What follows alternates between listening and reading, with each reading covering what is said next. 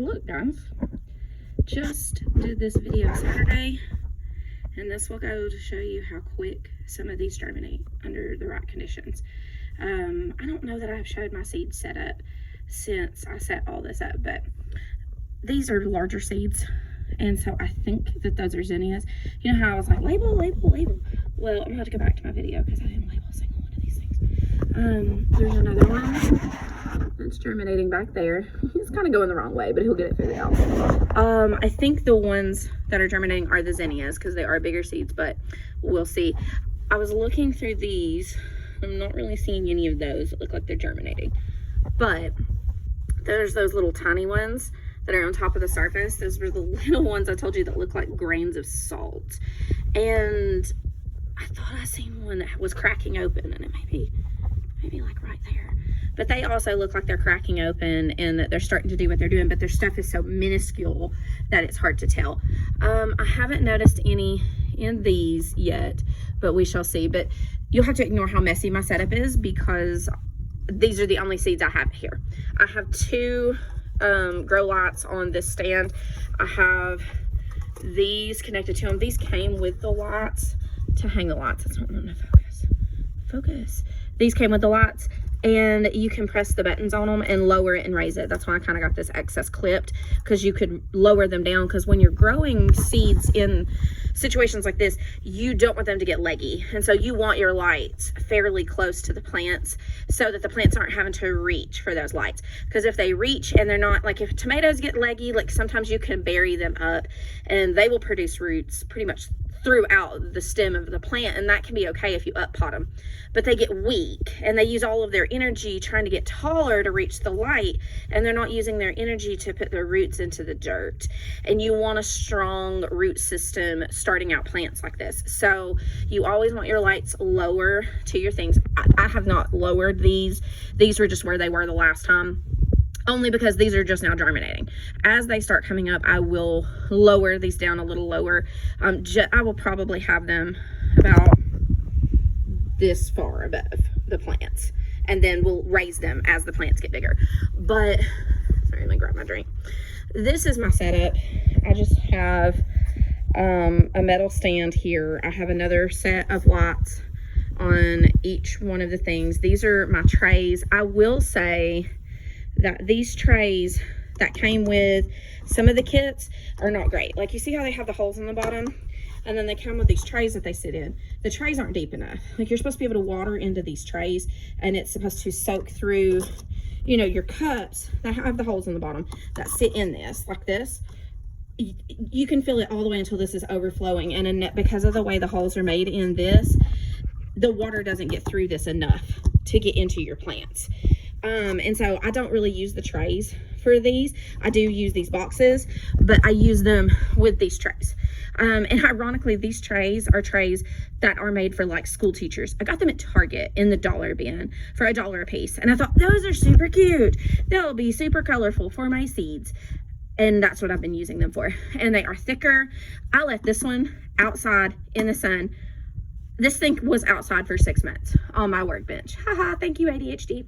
And I mean, you can see that it's faded, but it's solid. It did not dry rot. They're very sturdy. I paid $1 for them at Target. I have been looking every time that a new school year starts, because I've had these for a couple of years now.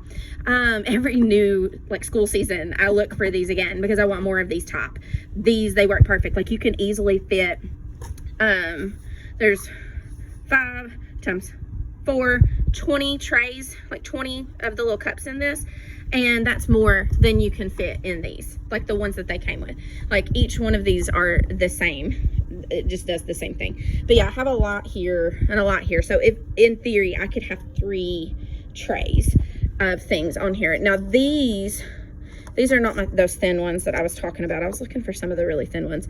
I may have used them all up, but these are all my good ones. Like, these are the good ones that came with this, and I have a box of them. I have a storage area over there that has a box of more of them, and obviously, like, I reuse some of these, like that bigger plants have come in case I need to up pot some things, and little kid waterers because the kids like to help. But and you see the windows that are behind here, that will eventually be a greenhouse. I got all these windows for free. Like, right before COVID hit, like right around when COVID hit, and the wood prices went through the roof. And so it's not very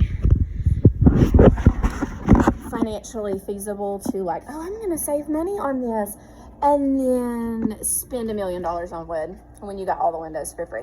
So just ignore the mess. This is the garage. So oh no, drink. Hold on, this is gonna be weird. You're gonna get like a really close face up.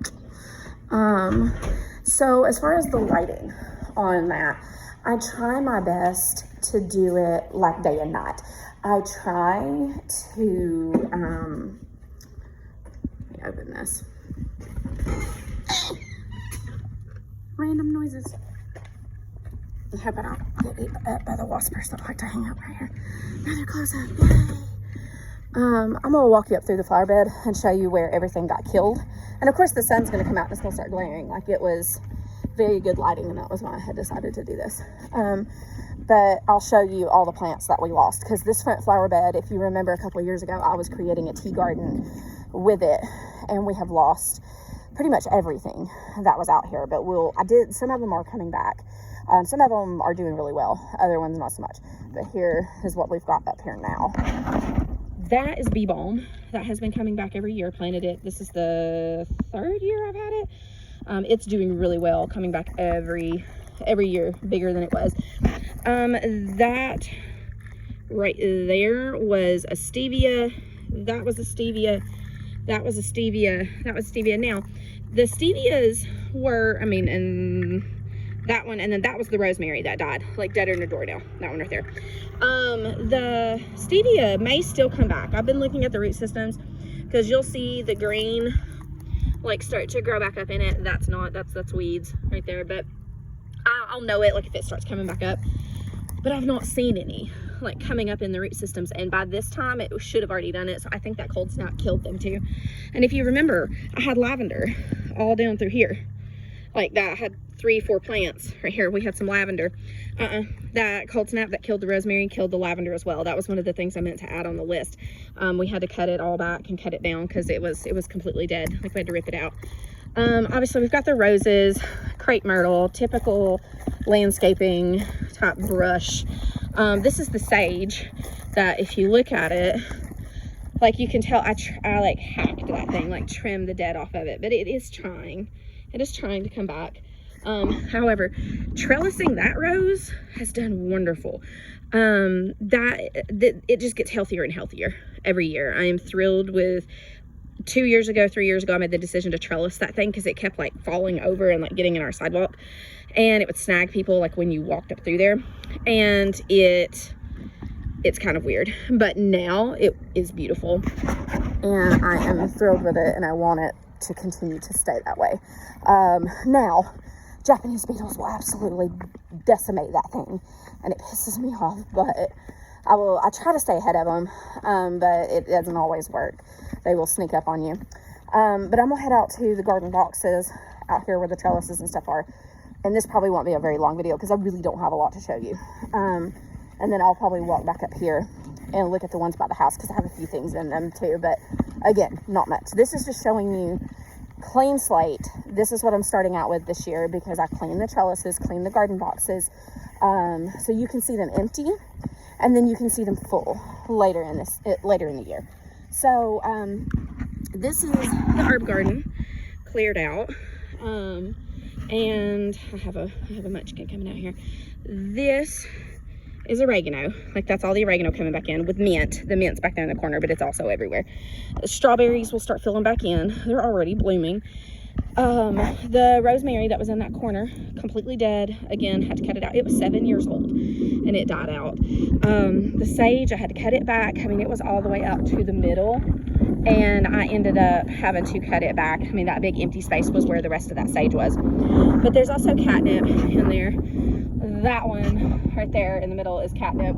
And so we have a neighborhood cat that's been coming and hanging around. Hold on. I thought you said the next video. No, not in this one. I'm not doing enough in this one. See you later. See ya. I was hanging out the head. I'm sorry. Love you, Mom. Love you, baby. But this is all that I have in here right now. Like, we've got some curly kale that is doing okay. I mean, we're seeing a little bit, like where it had gotten chilly, a little bit of damage, but not much. Kale likes the cold weather. It is settling in good. That's chard. My chard is just not wanting to grow. It's just not being healthy. This one has gotten absolutely eaten. That's another kale.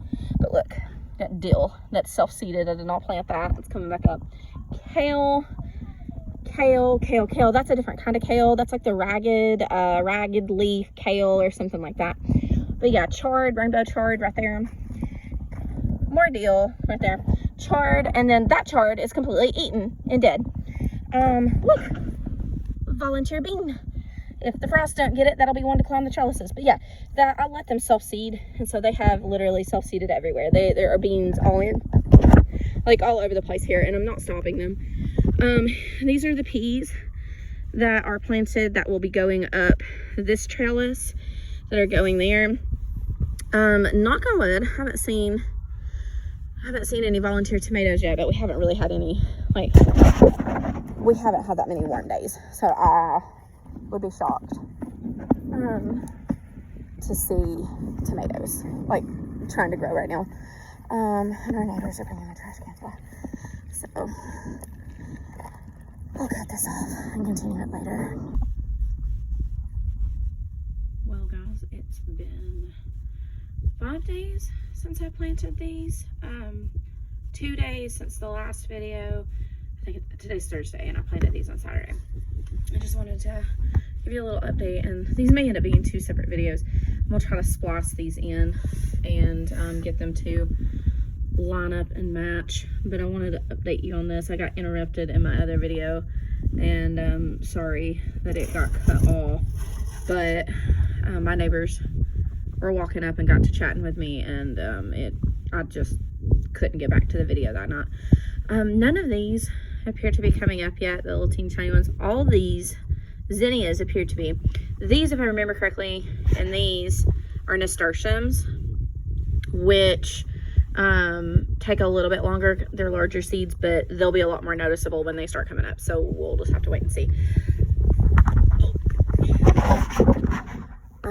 So I'm gonna take you guys out to the front garden beds in the backyard, because that's where I was heading or planning to head. I was going to show you the rest of what was out in the garden before, you know, I got interrupted. So I'm going to try to match all that up and sync it with another video, but we'll see if that actually happens, because I have a new little software thing and I don't know if it will actually let me link stuff like it says it's supposed to. So yeah, this kind of stuff is supposed to be easy, but I don't typically do like broken videos. I don't typically like video part and then do other stuff. You walk up through here. Right here. All right, look here. All these little jumping jacks. Trig calls them the cousins, and he likes to come out and talk to them because they look like the little Alice in Wonderland flowers. So he talks about those. And then my tulips are growing, even though that huge anthill is in there. And there's massive anthills here. Gotta watch them. This one, these, I don't really have anything planted on this side. It's all just the flowers right now. I have some carrots mixed in, but it's mostly just these taking over right now, which I'm not really care about. They're really cute, and Trig loves them, and I'm not using this bed right now, so it's a good ground cover. But there are carrots in here. I did throw some in, but something's been digging in here. I think we have a neighborhood cat that's digging in here. But there are carrots mixed in with these that will eventually grow up and continue. Those back there are flowers as well. Those are reseeded flowers. Those are reseeded flowers. I'll have to check and see which ones they are. They very well may be zinnias, but I'm not 100% sure. We shall see. And they may, I don't think that they're the same thing as this. I don't think. We shall see. The leaves look a little similar, but not enough. Random lettuce, self-seeded and growing. Gladiolus that never truly die. And then back here, I've been trying to use this one because this is the one that never really gets a whole lot of sun. there are carrots and stuff mixed in this one here.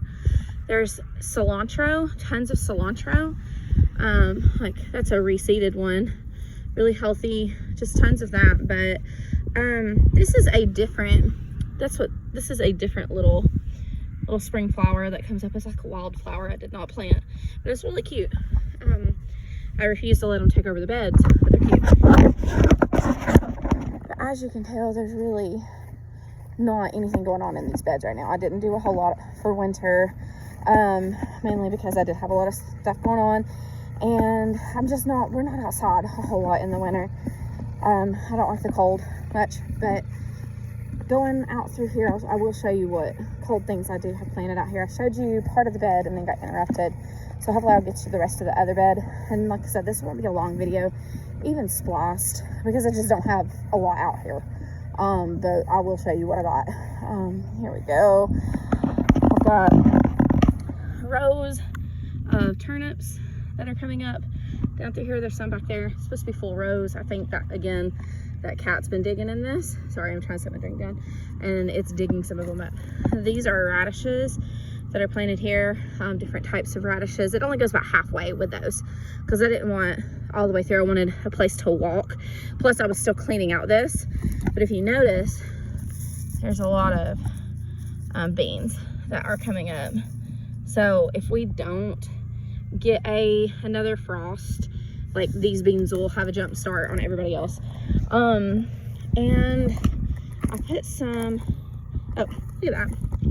It's bean growing up in the path. But I did put some,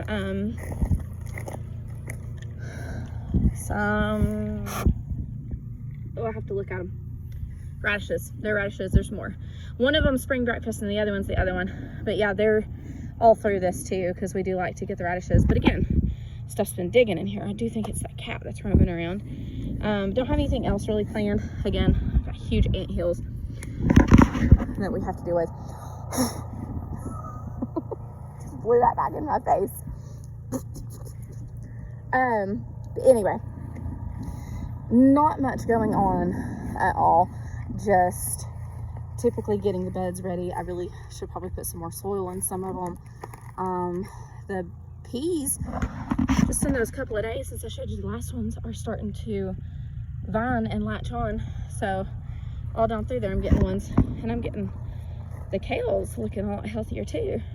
Not so much the chard. Again, I don't know what's going on with my chard, but I'll probably put more of those in. I will probably do more flowers and stuff too coming up this season. And obviously the flowers I've got planted downstairs, we'll do those, but I'm gonna have some put in these little pots over here like I had last year that were really pretty and that go with my table and stuff. Ooh, that was a really bad close-up, sorry. I turned it around. And I've got a neighbor down there wondering what in the world my husband's doing, because my husband's doing this. This is anthills. That's he wants to have fun instead of put the powder on them. So he poured gas on it, dug it up, and set it on fire. It's a good thing it's wet enough to do that around here. But anyway, I'm gonna cut this one off because I do need to splice it with the other one, and I haven't really looked to see how long the other one is, and there really isn't anything much going on out here. I hope to do another video, some kind of update video, like when I get plants to actually go out here, but again, we're not past our frost date yet, so it would not be a good idea to put anything that's frost tender out in our area yet. I think we have another 2 to 3 weeks. I mean, the weather looks great, but we are still getting those days that are precariously close at night. I mean, we're talking, 37, 38, and depending on what side of the ridge you're on, it could be freezing in your area. So keep an eye on it, and don't put anything frost tender out unless you plan to cover it up. So have fun, enjoy the early spring, and I'll talk to you guys later. Bye.